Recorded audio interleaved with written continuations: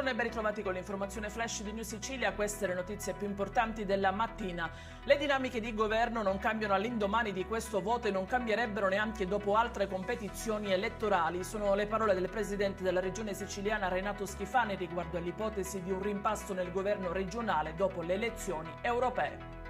Eugenio Lupo, un militare della Guardia di Finanza di 28 anni, ha perso la vita in un incidente avvenuto alla periferia di Marina di Gioiosa Ionica. Il giovane, originario della Sicilia, è in servizio nella squadriglia navale di Roccella Ionica. Era alla guida di una moto quando si è scontrato frontalmente con un'auto. Chiesta perizia psichiatrica su Daniele Alba, il 35enne che lo scorso 23 maggio ha coltellato a Cianciana moglie e figlioletti. Bisognerà stabilire adesso la capacità di intendere e di volere dell'uomo al momento del fatto, la sua attuale capacità e valutarne anche la pericolosità sociale.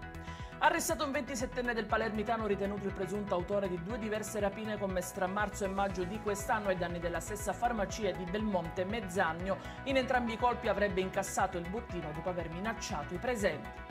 Aperta un'inchiesta su un escavatore andato in fiamme in contrada Pizzillo a Palma di Montechiaro. Siamo nell'Agrigentino. La scoperta è stata fatta dal proprietario che ne ha denunciato l'accaduto. I dettagli su queste notizie li trovate come sempre sul nostro sito www.newsicilia.it e sui nostri canali social. Arrivederci e a più tardi.